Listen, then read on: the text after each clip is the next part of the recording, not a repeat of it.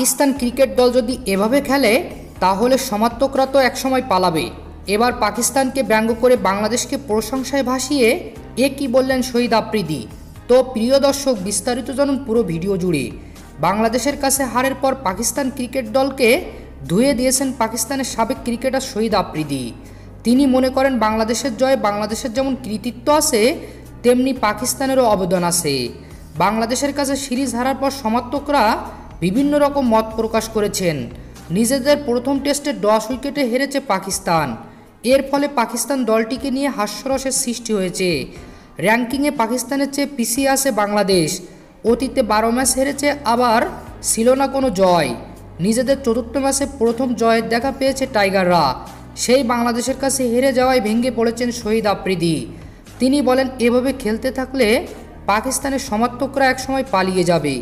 বাংলাদেশের সাথে জিতলে সবাই বলতো আর এমন কি, হার থেকে তোমরা শিক্ষা নাও।